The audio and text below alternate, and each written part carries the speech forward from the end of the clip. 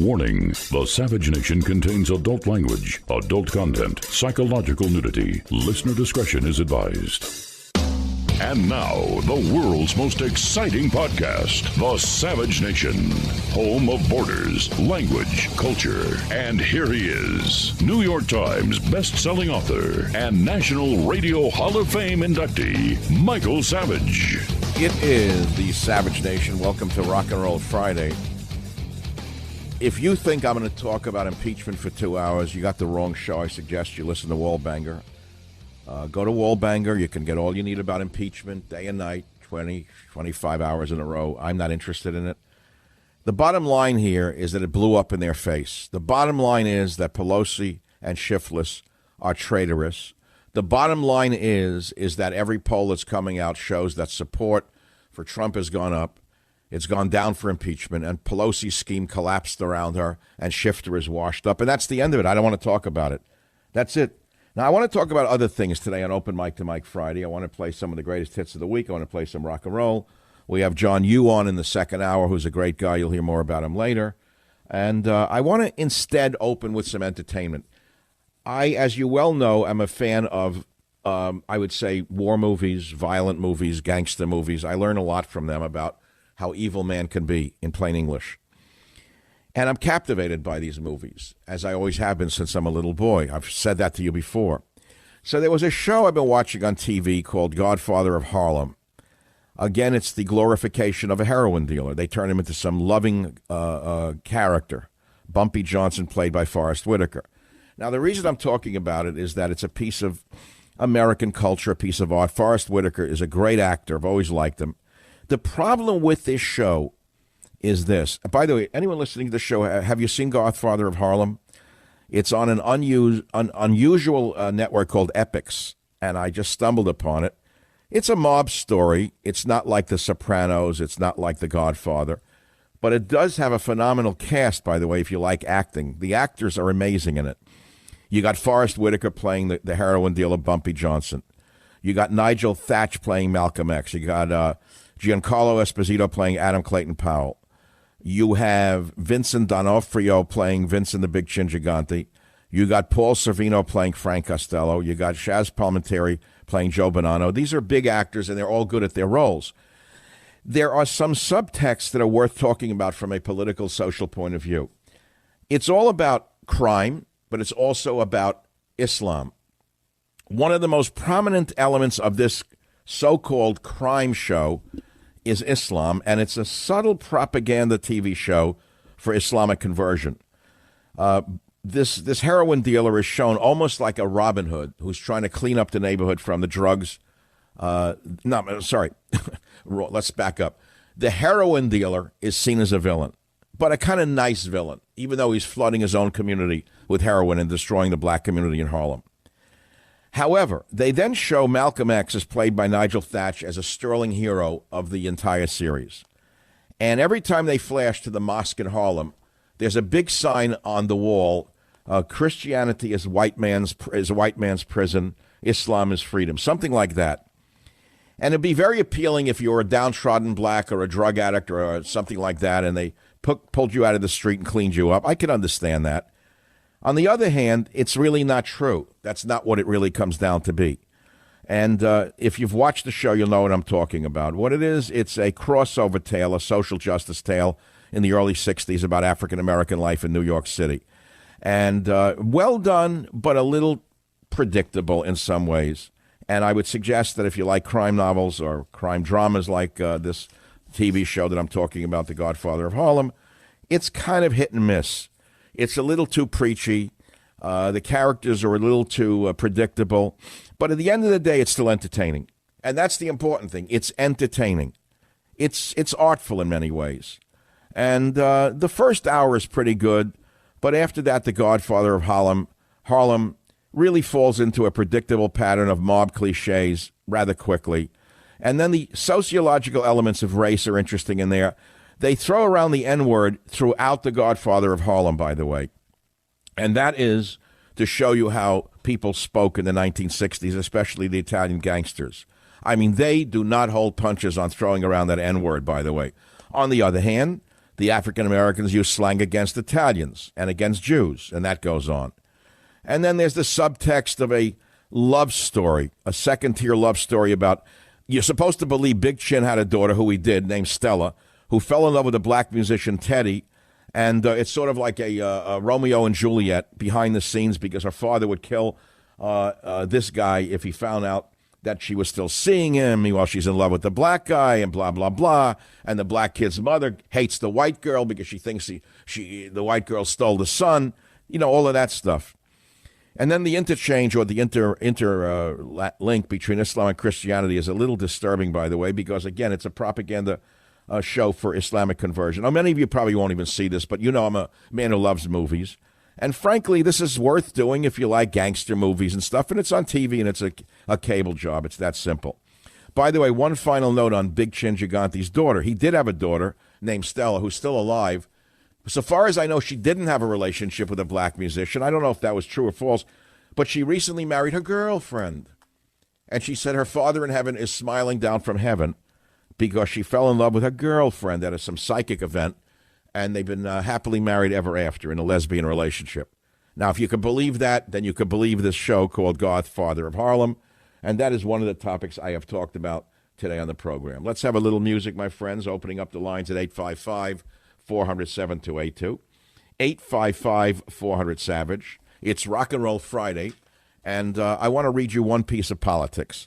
A friend of mine named Bob DeMorse, actually, who I know well from years ago, I haven't heard from him for years, wrote Savage about yesterday's show. Great show, as always.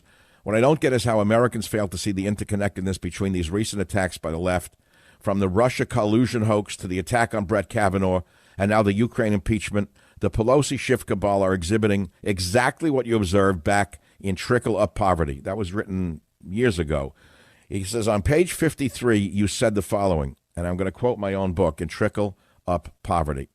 Remember what Obama's radical chief of staff, Rahm Emanuel, said? Quote, you never want a serious crisis to go to waste.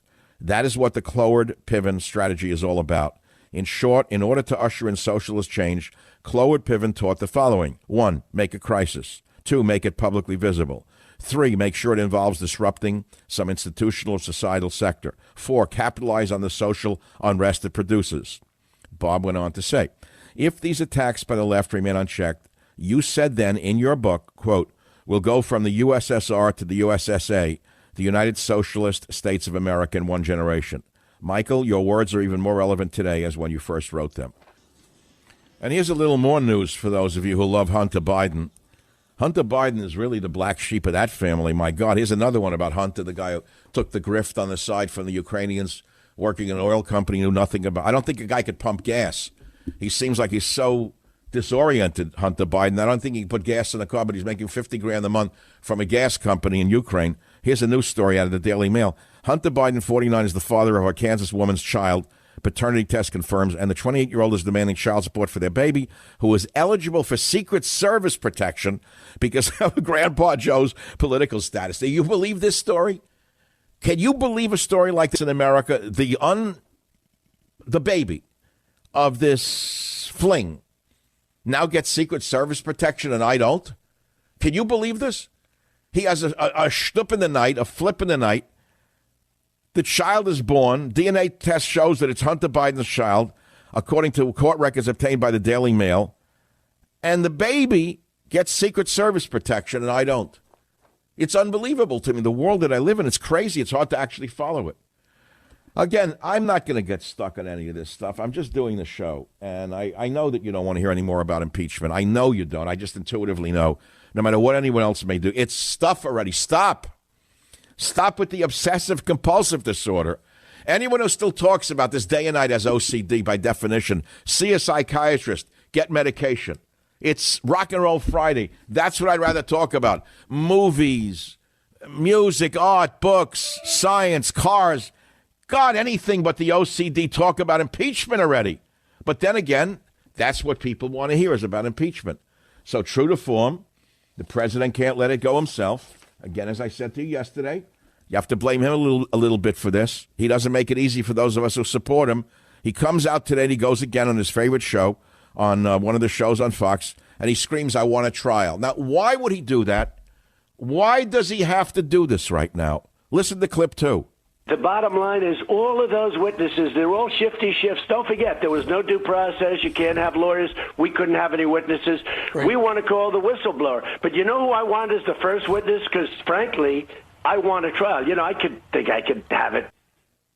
See, again, he spoke without thinking. Do you understand what happens when you do free association and stream of consciousness? That works in talk radio. That's been my stock and trade since I began in 1994, right? 1994, stream of consciousness. No one had ever heard it before in talk radio. It was in a long line going back to Moses, stream of consciousness. It works fine in radio if you get used to it and you like it, which I do, and you like it. My audience likes it. It doesn't work for a president. The world hinges on a president's statements. Countries are moved. Armies are moved by a president's statements. You can't just do a stream of consciousness presidency. Mark that one down. You can't do a stream of consciousness presidency. It does not work. And it isn't working. Now, whether Trump is innocent or not is almost irrelevant right now.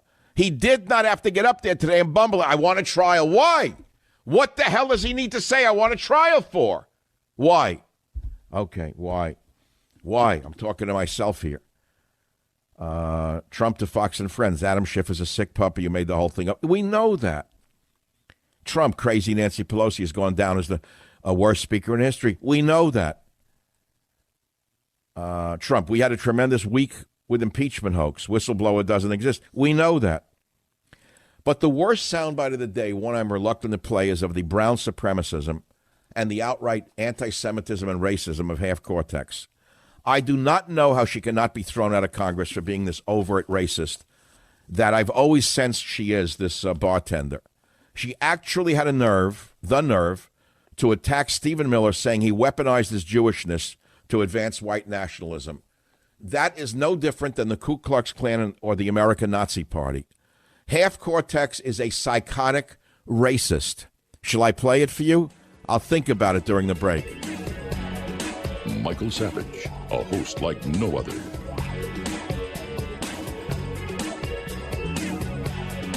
Do you know that a dirty CPAP can make you sick and that you are supposed to clean it every single day? Well, who wants that hassle?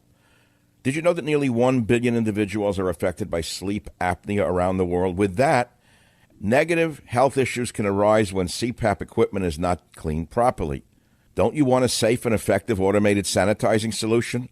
Listen, if you are a CPAP user, soap and water cleaning may allow harmful germs and bacteria to build up in your CPAP equipment.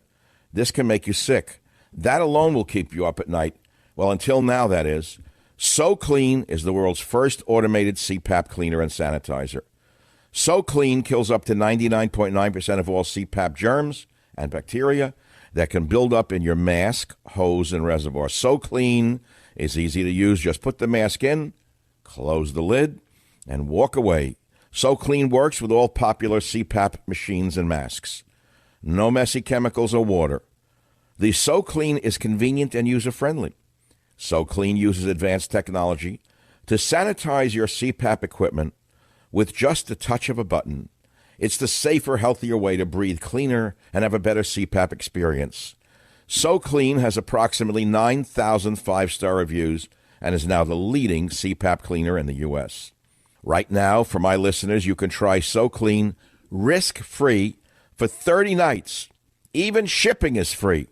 So don't wait and call 1-800-520-2587. I better read that again. 1-800-520-2587 or go to SoClean.com to get this 30-night risk-free trial and free shipping. Write it down and call it. I'll go slowly this time. 800-520-2587. 1-800-520-2587 or go to SoClean.com today. The Savage Nation.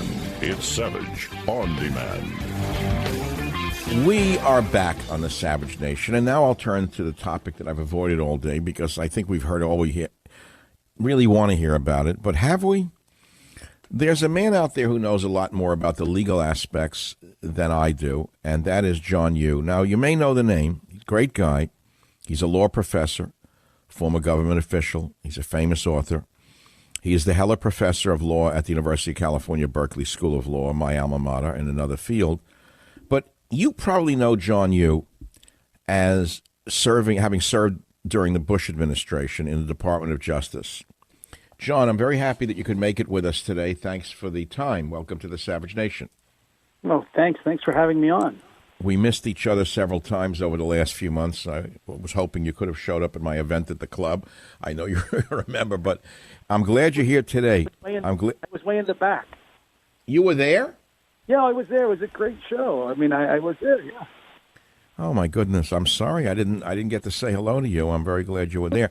So you heard my attempt at Mark Twain humor. Okay, good to hear that. John, you're at Berkeley in the School of Law, which is a very divided campus. They don't let anyone speak out. They close people down if they don't agree with. How do you survive as a professor at Bolt Law School?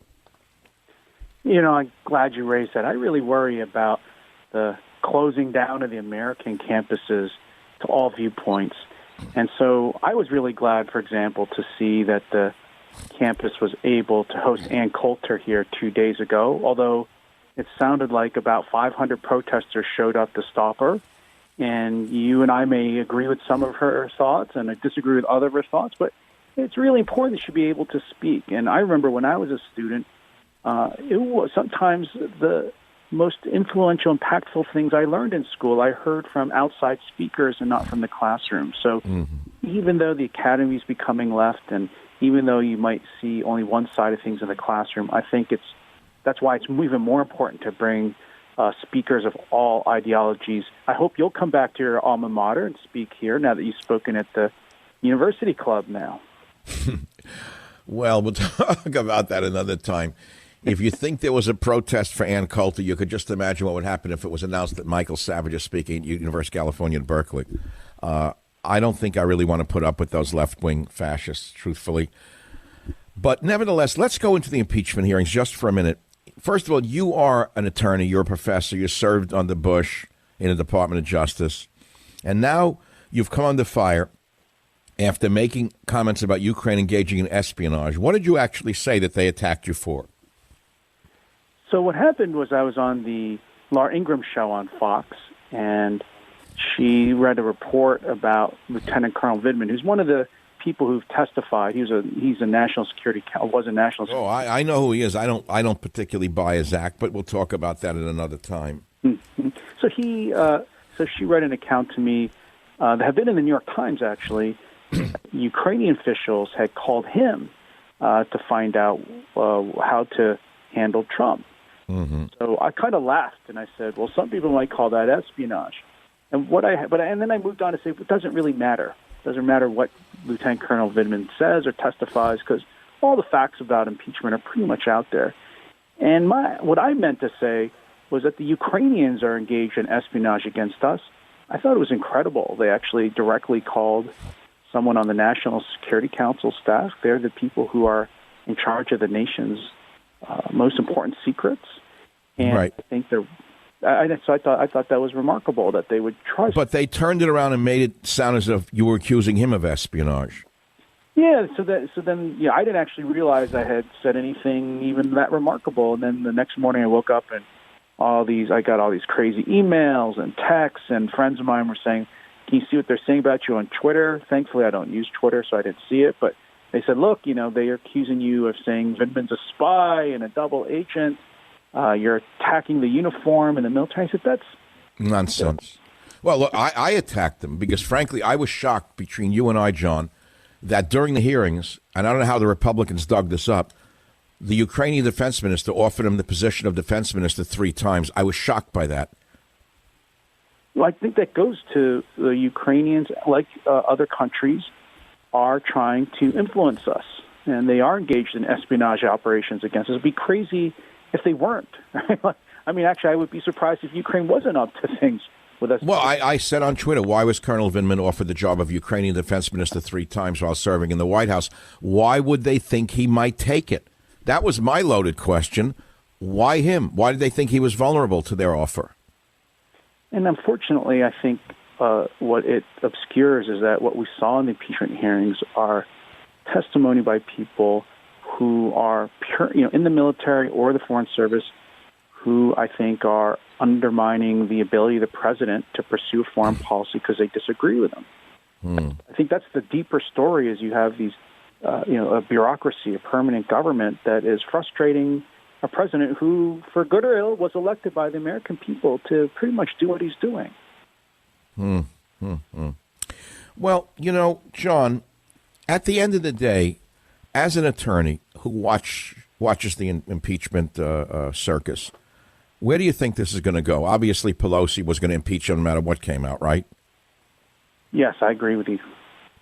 In other words, even if it turned out that nothing that they disclosed was disclosed, because there was a big nothing there as far as I could tell, they're going to impeach him anyway in order to embarrass him and try to move people away from Trump. Yet the latest polls are showing that the independents' support for Trump actually went up, John. Yes, I think you're pointing out a very important political consequence, and then I think there's a worrisome, deeper constitutional problem. But the short-term political thing is that nothing's going to happen. Nothing's going to change. The public hearings haven't changed anyone's mind. All the facts that we learned when the transcript of the phone call between Trump and the Ukrainian president released are still the facts. Nothing's really changed. I have every expectation, as you say, that the House will impeach, and I have every expectation the Senate will acquit.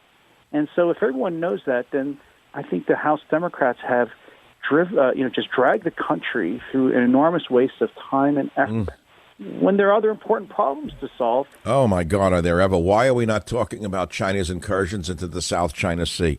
Why are we not talking about currency manipulation? Why are we suddenly ignoring the southern border? These are the real problems, aren't they?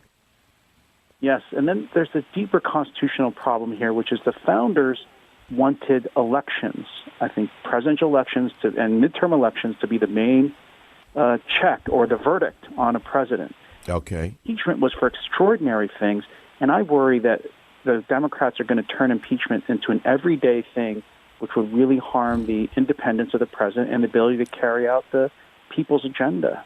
Well, John, what they're trying to do, if that is true, is nullify the meaning of an election altogether and put the power back into the hands of Congress to determine the course of an election, no matter what the people say.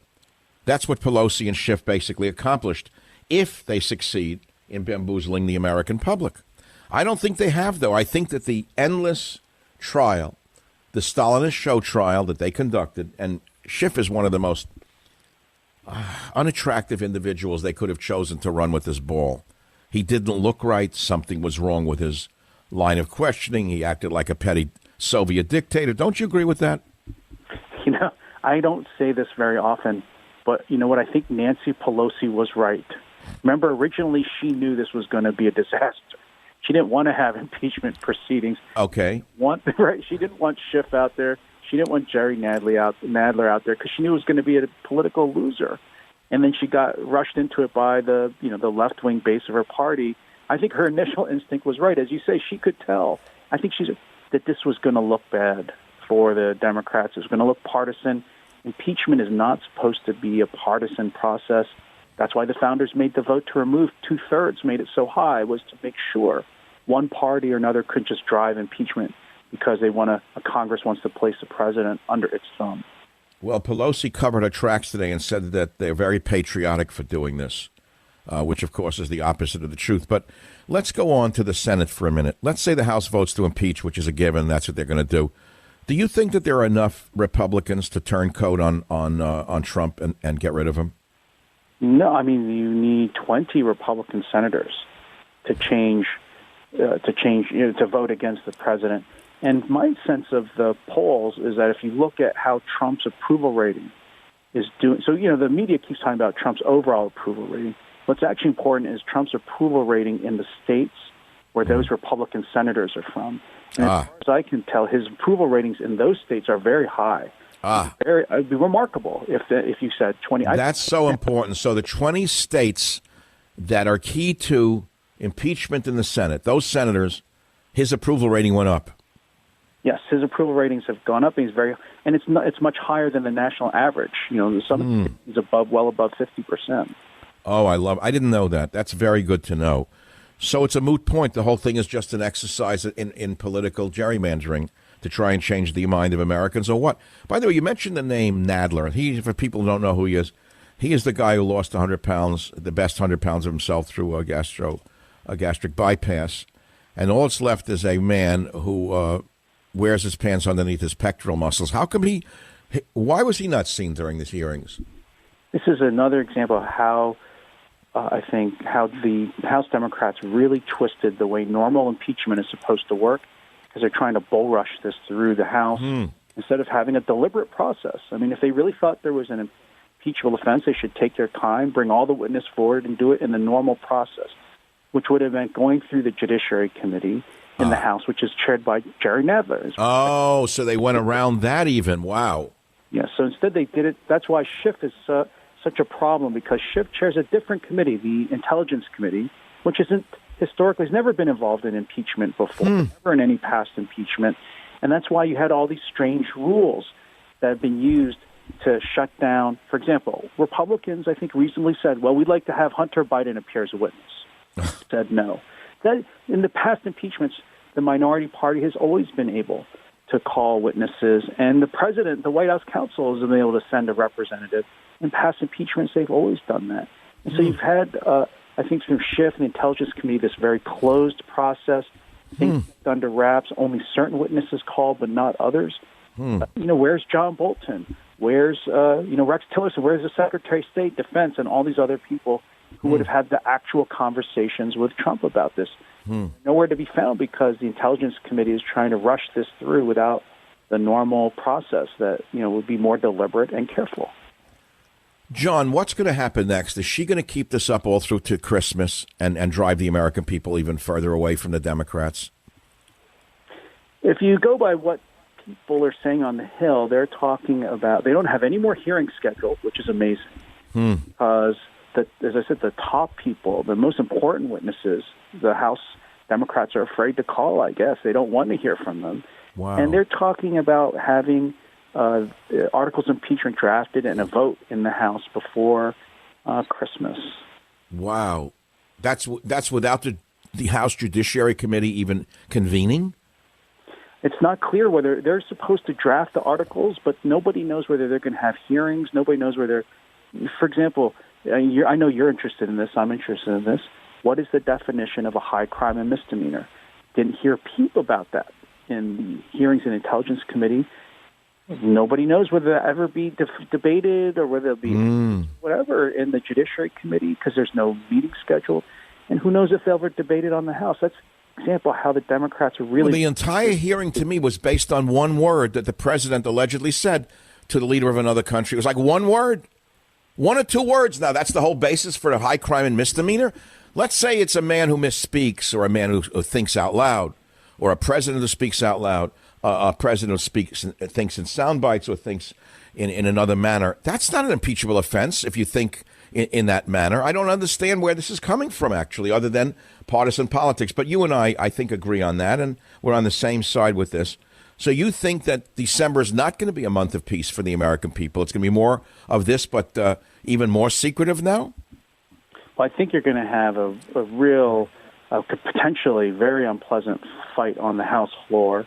It'd be interesting to see if some Democrats switch sides and vote against impeachment because of the bad process and because, as you're saying, they just don't think there's enough evidence here. Suppose Trump was just saying Biden, because in shorthand for him, that means corruption. Everyone agrees that if Trump was demanding corruption investigations, that would have been fine.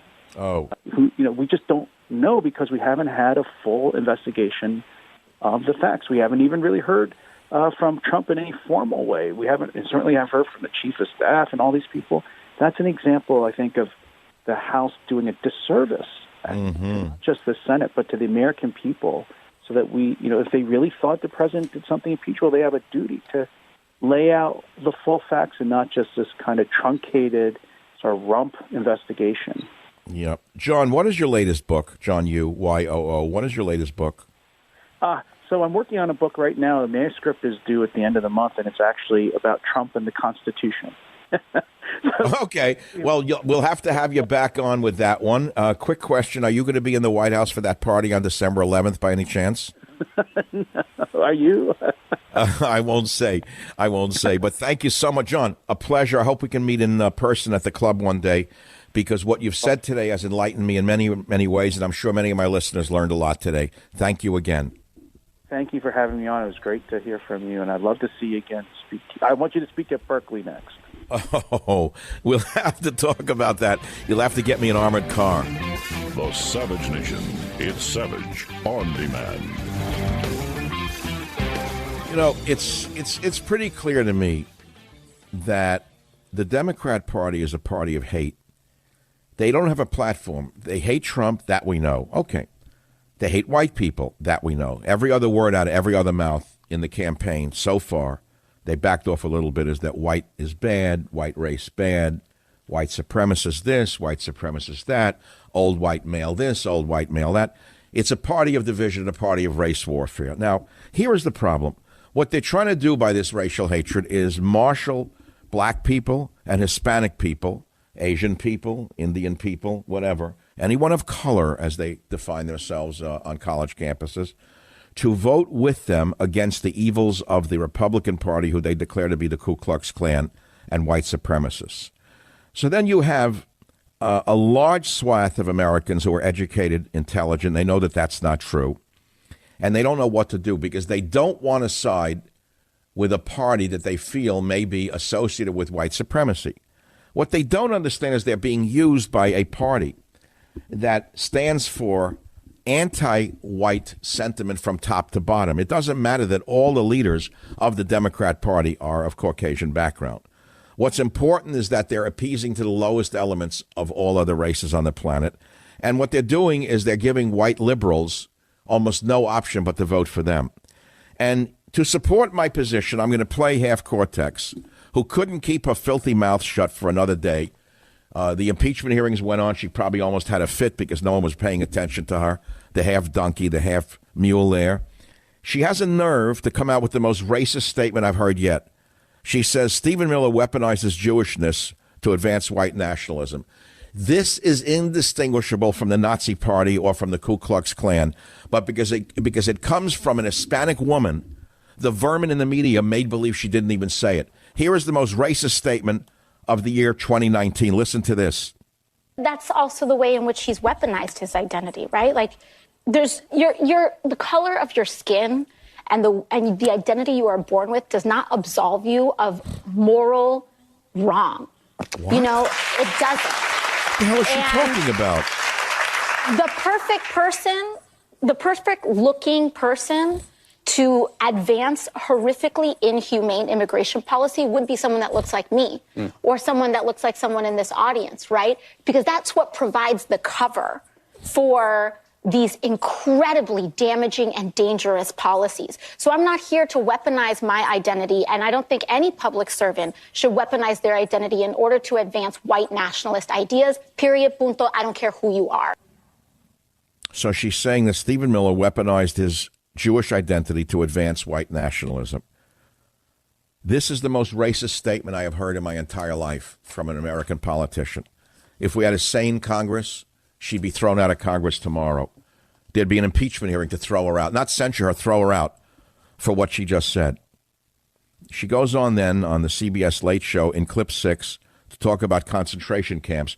Again, this bartender is now an expert on that. Listen to this. The consensus of experts, of historians, of experts, of political scientists in saying that the conditions on our border, the mass expansion of detention camps qualifies as a concentration camp. Everybody thought it was nuts, stop. right? Do you realize that these holding cells for these sacred Hispanic children were created by Obama? Do you realize that Obama created the jail cells and the cages that this lying, racist person is referring to? Do you realize that what she is saying is so incendiary it could trigger a civil war in this country? You don't understand any of that. I'm in my own world here, seeing truth as it is and trying to express it the best way I can.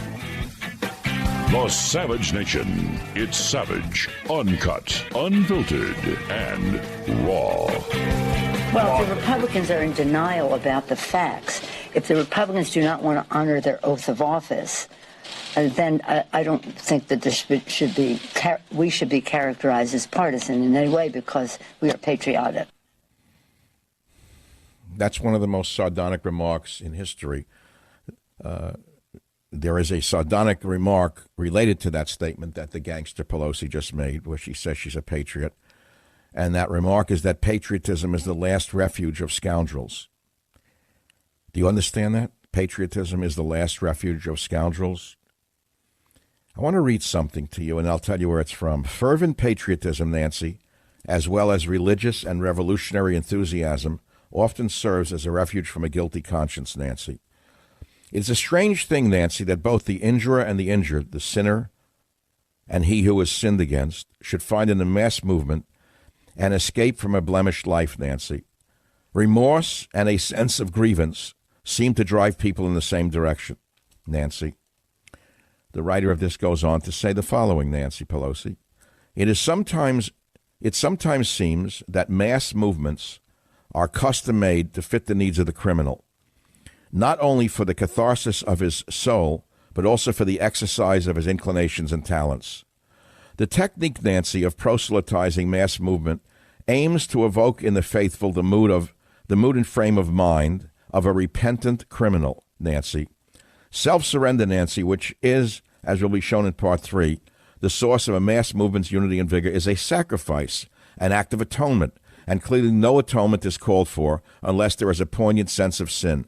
I'm reading from a great book called The True Believer by Eric Hoffer, which I first introduced to the radio world many, many years ago. It was then copied by the copycats in the business who have no originality at all.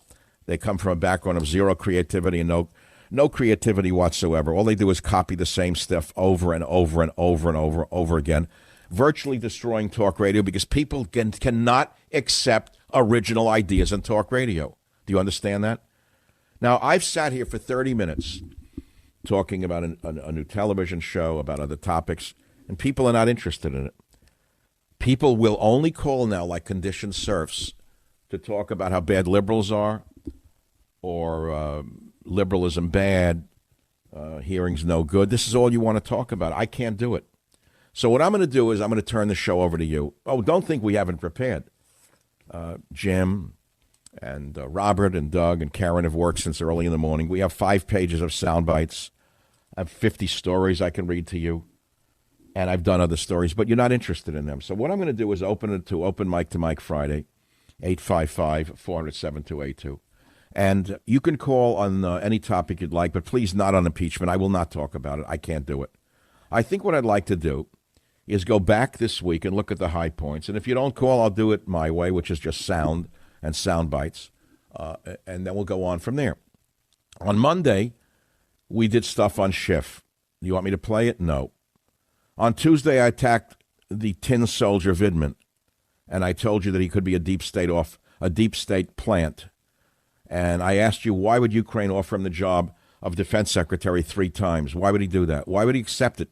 The first time it could have come out of nowhere, but he went back for a second and third. Remember that show?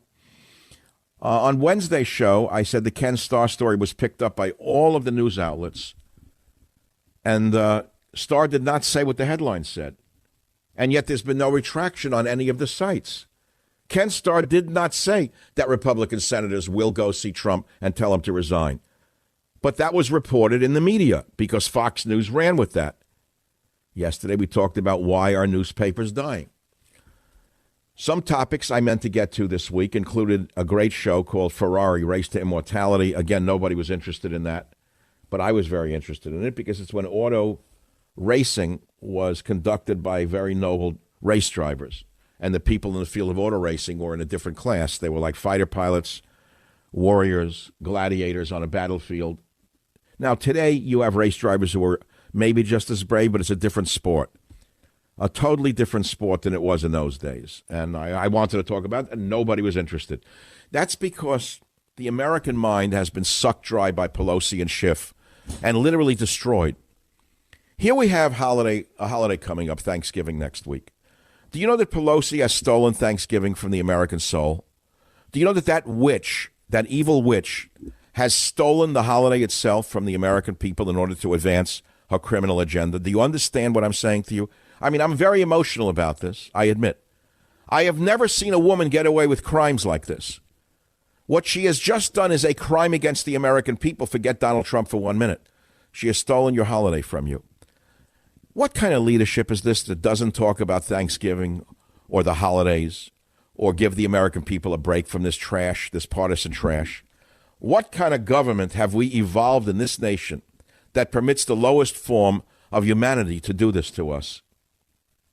It used to be said that politicians were corrupt, but that at least they could put on an act of caring for the people. We all knew that always through the years. Who else would become a politician?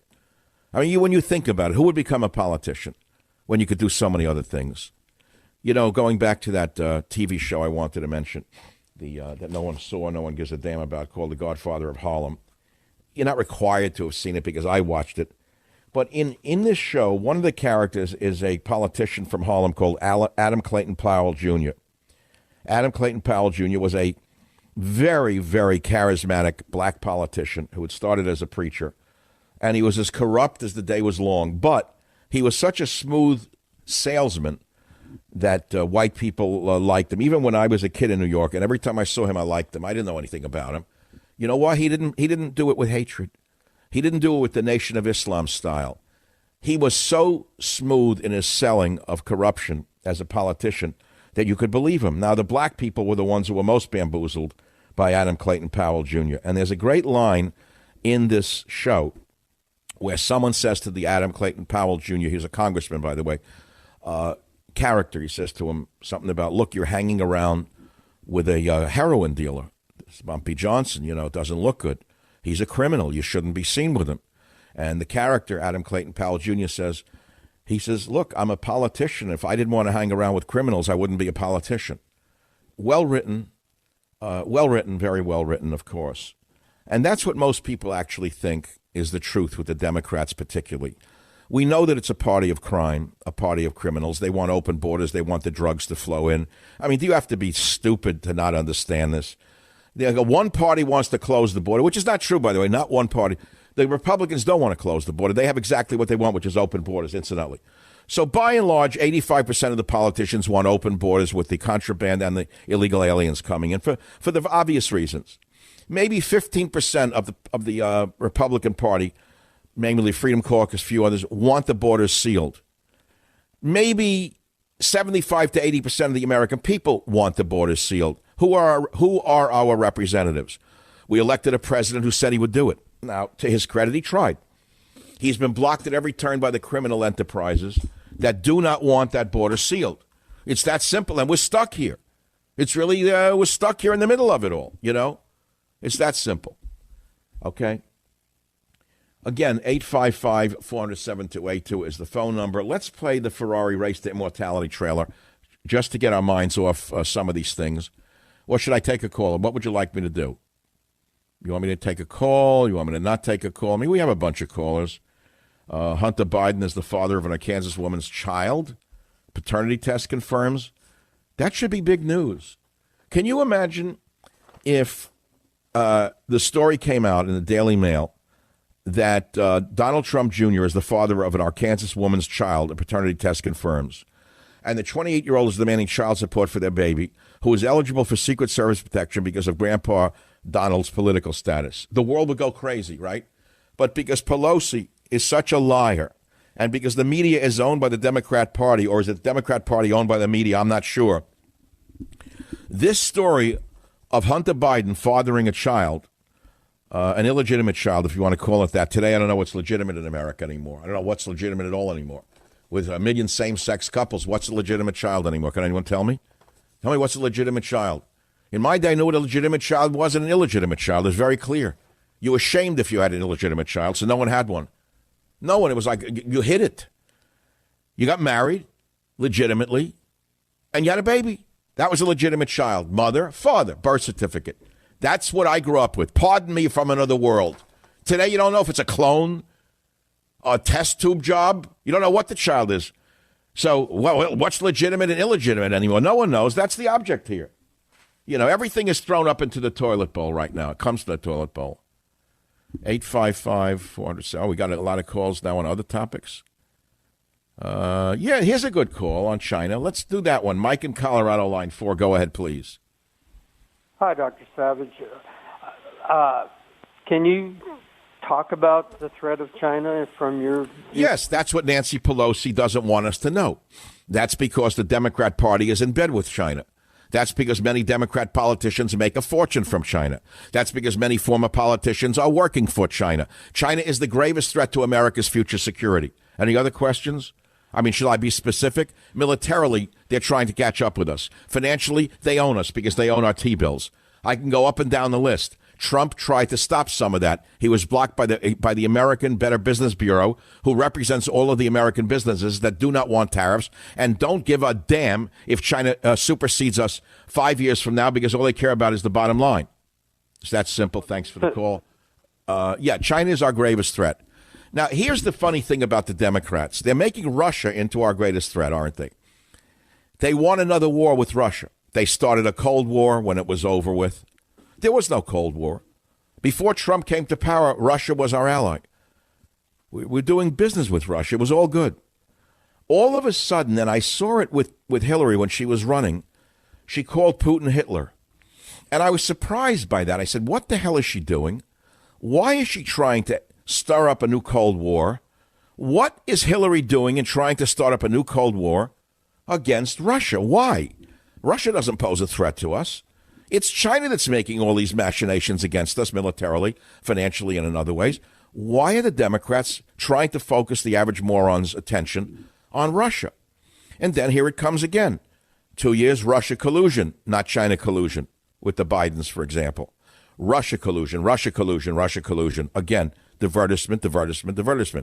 That blew up in their faces. They shifted to Ukraine collusion. No one even knows what Ukraine is. No one knows why it became essential to our national security, because it isn't. It has no value to us on a national security level. Do you understand that? Do you have any understanding of the fact that even though we sent them Javelin missiles, while Obama only sent them blankets and pillows, by the way, even though we sent them Javelin missiles because Trump was pressured into doing so, tell me what in the hell they need Javelin missiles for. Oh, to stop Russian tanks from crushing Ukraine? Let me explain something to you. We have a thing called airplanes. They were invented by the Wright brothers. Remember them? And airplanes are based all over Europe and in the area. We actually don't need to give Ukrainians Javelin missiles if we're worried about Russians making an incursion into Ukraine. You understand we could have used our Air Force? Do you understand what a lie this whole thing is? It's all a distraction. It's all a charade to get our mind off China. That's my opinion. Home of borders, language, culture, the Savage Nation. I want to ask you, the American people, why a racist like Occasional Cortex can use overt racist statements about people and get away with it. I want to know why you find that acceptable. I want to know how this person, Occasional Cortex, I will never refer to her by her legitimate names because I feel she's the most illegitimate politician in American history. Do you realize how racist she is when she said that Stephen Miller, who was Jewish, weaponized his Jewishness to be a racist by his immigration policies that he talks about?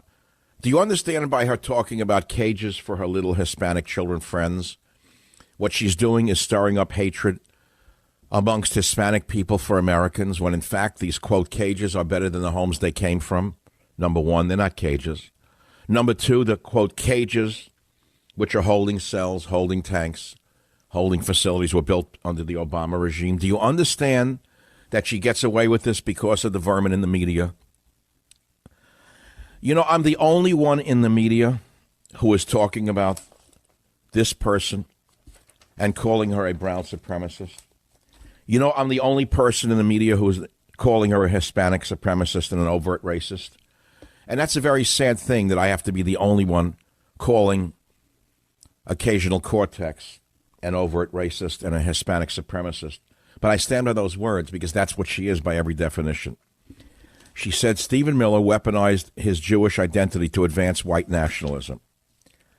She said she was right to use the term concentration camps because Stephen Miller is a white nationalist. She is indistinguishable from the Ku Klux Klan. And the reason she gets away with it is because she has Hispanic last names. And she's a woman. Do you realize how sick this is, the country you're living in? You realize what's really going on in this country while these Democrats get away with screaming race in a crowded nation? Again, the phone number here is 855-400-7282. Here's a quick call we got to take from San Francisco. Henry on line 4. What's your story, Henry? What's going on down there? Michael, I've taken matters in my own hands. I've evicted 4 bums from the property around the it's a gated community. And I just put their stuff in the dumpster. They show up here with their carts, take up a parking space. I live 6 blocks from the bum and poop capital of the world on Haight-Ashbury. By the way, Joan Didion in 1969 visited Haight-Ashbury and called it soulless. I call it the land of the living dead. But so what? The bums the bums have proliferated in this ex-hippie neighborhood. Is that what's happened? Well, yeah, of course. And remember who was there first. First came the hippies, then came the street addicts with their Rottweilers on chains. Remember them scaring everybody in the streets of Haight-Ashbury? And there's a reason for it. It's because these people are like opportunistic infections. They move into a weakness, and they saw tolerance as weakness, and they've taken over your neighborhood. So you own property there, and now you can't even enjoy your own property, right? Well, no, I don't own property. I'm one of the residents, but we have women and children here, and I don't like it. So I just, we have a dumpster. Well, you better not let the police know, because you'll be arrested by the new terrorist son, who's now the DA.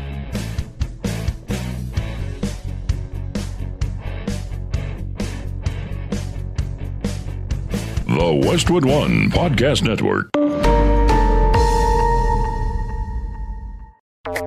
Fans of the spoken word, welcome. This is a podcast. Greetings, pod recipients. You are entering the Savage Nation. Read the book, see the movie. Warning, the Savage Nation contains adult language, adult content, psychological nudity. Listener discretion is advised.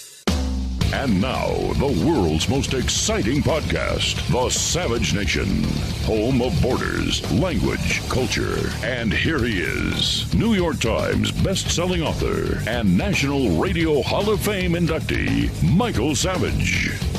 It is the Savage Nation. Census says number of majority Hispanic U.S. counties doubles. Now you understand Pelosi's strategy, don't you?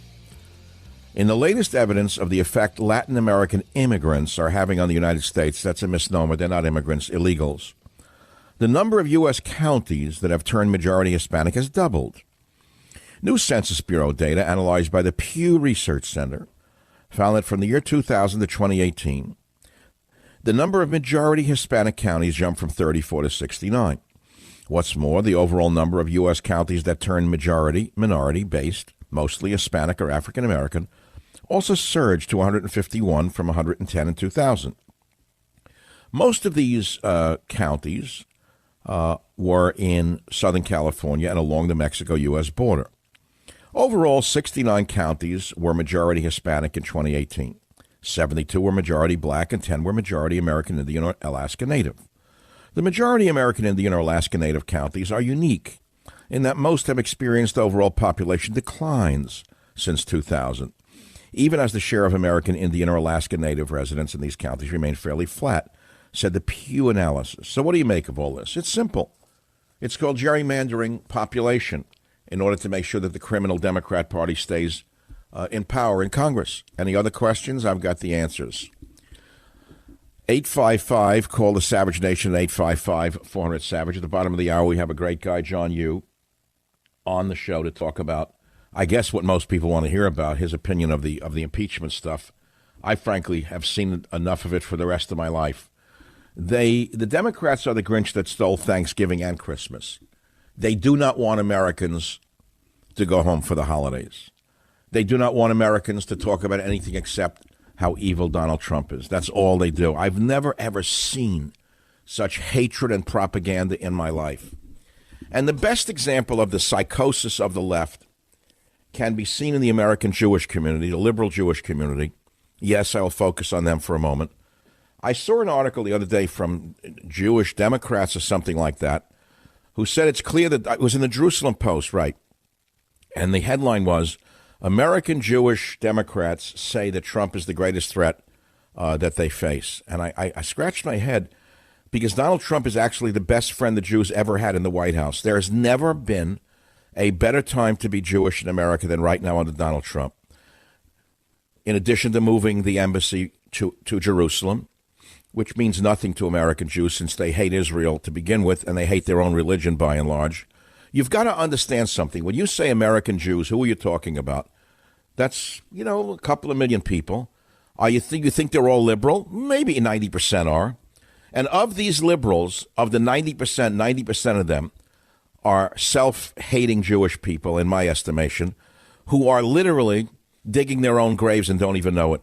How can they say that Donald Trump is an anti-Semite when his daughter converted to Judaism, his son-in-law is an Orthodox Jew, his grandchildren from that family are Jewish, he's the best friend Israel ever had?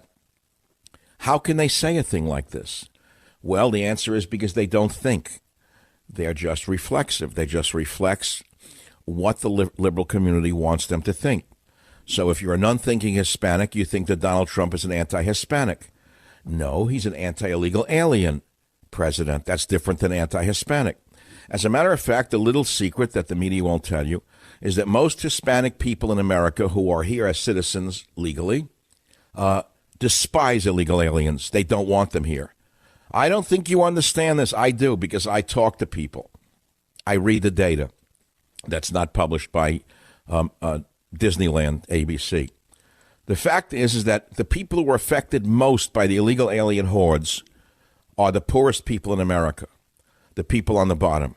How the black community, for example, does not rise up against the influx of illegal aliens from south of the border, well, I do understand. Their politicians are corrupt. They keep them down. The poor black people are the ones who are most affected by the floods of illegal aliens from south of the border because they're all competing for the same pie, the same piece of the pie. And yet there's no uprising amongst the African-American people because they have nothing but corrupt leadership. Can you name one African-American leader who speaks for the African-American people, who actually speaks for their well-being and their good? I can't think of one. If you could, I would be glad to. As I told you in the last hour, I started the show by talking about a TV show that no one seems to have seen called The Godfather of Harlem. Has anyone actually seen it? I'm the only one who watched it on that unknown network, Epix. Okay, fine. And it's about the mixture of mashes up the historical and political events of the 1960s. It's around the real-life gangster Bumpy Johnson, played by Forrest Whitaker, who was a heroin dealer, literally destroying his own black community in Harlem by pumping heroin into Harlem. Think about that one. Here was a black heroin dealer who literally decimated his own community with heroin. And he was glorified a little bit in this series by making him into a sympathetic character played by Forrest Whitaker with the droopy eyes. Then you have someone who they put up in this show called Malcolm X, played by Nigel Thatch. And Malcolm X is shown as a godlike figure who only wants to help the black people by converting them to Islam. Now, I would say there were at least 25 flashes to a scene inside the mosque in Harlem where huge block letters said Christianity, something along the lines of Christianity is enslavement by the white man. Islam is freedom. They showed this in the show over and over and over again. The Italians are shown as vicious, no-good gangsters. There's not an Italian in this show that's shown as a normal, decent American Italian. Every one of them is an evil man. Every one of them. There's Chin Gigante, Frank Costello, Joe Bonanno. You would think that all Italians were gangsters if you watch this show.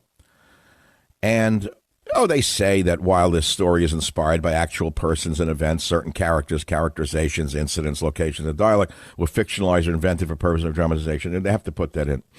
Again, it's entertaining at the end of the day. The interchange between the Italians and the black gangs to sell heroin is kind of interesting to me for a number of different reasons. The proselytizing about Islam is very interesting in many ways.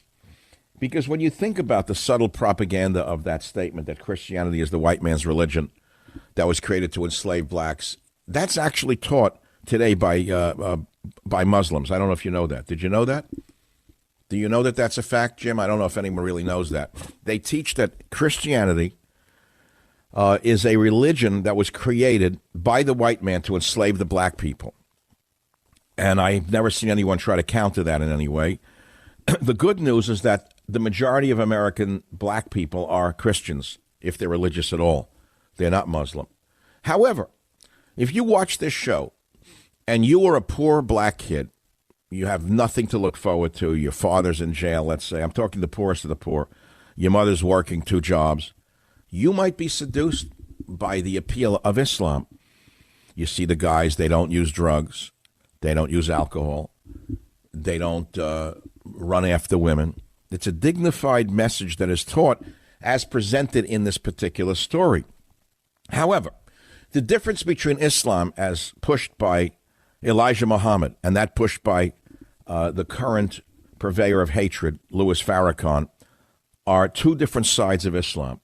Elijah Muhammad pushed an Islam that was idealized, that was not hateful, while the other one, Louis Farrakhan, pushes something that isn't even Islam, that's all hate. So it's a complex story that is worth thinking about in these cross sections of America right now. And I can't say I recommend it or don't recommend it, and you're not going to listen if I tell you to listen to it. It's certainly more interesting than I'm not going to watch The Irishman about Jimmy Hoffa tonight. I'm supposed to sit home with a pizza now like a moron because Robert De Niro makes a gesture. I don't care about Jimmy Hoffa.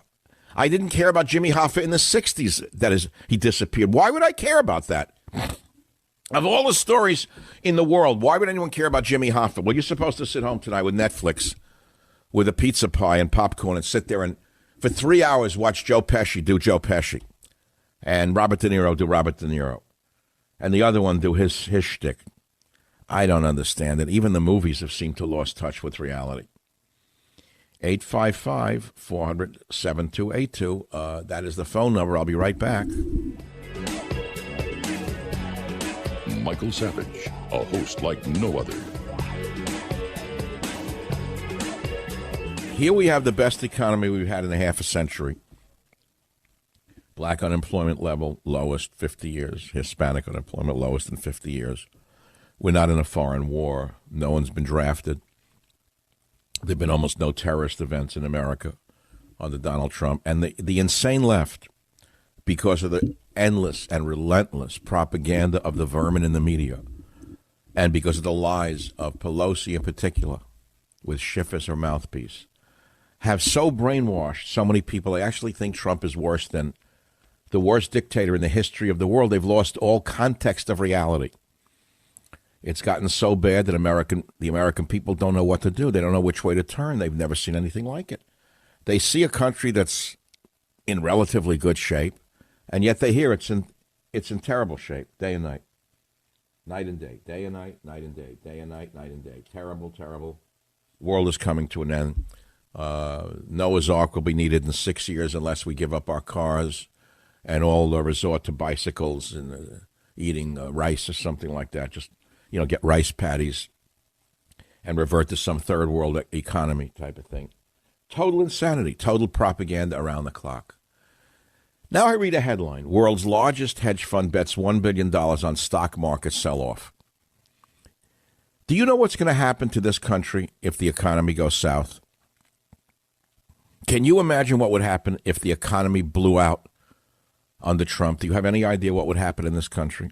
Because the only thing he's got going for him is the economy right now. And it's not the only thing he has, but is the main thing he has going for himself right now. If the economy goes south, all bets are off. There'll be a riot, a revolution in the country, stirred up by Nancy Pelosi, who thrives on conflict and thrives on hatred. Now, remember this. A couple of years ago, this deceiver, Pelosi, spoke as a valedictorian, speaker at UC Berkeley's graduation. I have the tape somewhere. We don't have to play it. She had the nerve to get up in front of graduates at the University of California at Berkeley and tell them to go out and be disruptors. Be a disruptor, she said. Go out there and be a disruptor. Here's a woman who's one of the richest, most powerful women in the world who told children to go out and be disruptors. Why would she do that? Why? I told you at the beginning of the show why. A friend of mine sent me an email. He said it's the Cloward Piven strategy all over again, which you were the first to write about in Trickle Up Poverty. It was copied by others who then presented themselves as great intellectuals. They all copy you. He said on page 53, you said all about this. You wrote, remember what Obama's radical chief of staff, Rahm Emanuel, said. You never want a serious crisis to go to waste. And he goes on, make a crisis, make it publicly visible, make sure it involves disrupting some institutional or societal sector, capitalize on the social unrest it produces. If these attacks by the left remain unchecked, you said in that book, we'll go from the USSR to the USS of A, the United Socialist States of America, in one generation. He says your words are even more relevant today as when you first wrote them. Now, that was in a book entitled Trickle Up Poverty, which I don't remember the year exactly, 2011, 2012, picked up by many as their own, which is fine. If you're the lead sled dog, the others on the sled of radio only see you, only one part of your body, which is your behind, because they're always running in the back of the sled. But they pose as great heroes and leaders, but they've never had an original thought in their entire professional career. They're not known for original thoughts. They are what's known as derivative. In the world of literature, if someone copies someone's book or someone's poem or the style, they're known as derivative. They're just written right off as derivative authors. It's the same in every field on earth. And as an innovator in this field, a man who originated, if not originated, maybe popularized more than anybody, the technique of stream of consciousness. You know that no one's ever copied that because it's impossible to copy? Because if you have a very rigid mind that deals only in one or two dimensions, what you could do is read scripts and repeat yourself over and over and over. And it sells, don't get me wrong. That sells. The rigid, two-dimensional mind sells. Unfortunately, and here's the unfortunate news, it also shapes the thoughts and minds of those who listen to talk radio in general. And as a result of that, people who think in a fluid manner or have fluid ideas tend to tune out of talk radio. They won't listen to it. They write off the entire medium as a rigid orthodoxy that is presented only for stupid people. That's the sad truth. And that's where we find ourselves today. So you have to forgive me if I try to bring up ideas outside of what might be considered the norm of talk radio today. Impeachment and Mueller and this and Schiff. I throw it in here and there, but I could care less right now. And it's very hard for me to tell you that Donald Trump doesn't make it easier for me. Why did he have to come up today and go on Fox and Friends and say, I want a trial? Why would he say a thing like that? It's the worst possible thing he could have said. What do you mean, I want a trial? Did anyone hear that? What did he mean by, I want a trial? So, you know, it leaves those of us who support him in a way, in a limbo. You can't support the guy for everything he says. What do you mean, I want a trial? He made a mistake. He wasn't doing four-dimensional chess. He was trying to do stream of consciousness, and he screwed up. And I'm telling you that the tweeting has to stop. The off-the-cuff speeches in front of a helicopter motor have to stop. Are they going to stop? No. I am off next week for vacation. I may check in from time to time. I may not. You'll be in good hands. Have a great Thanksgiving. And all I can say is we live in the greatest country on earth. Never forget that. Despite what Nancy Pelosi has done to this nation, it is still the greatest nation on earth. God bless America, and God bless the president.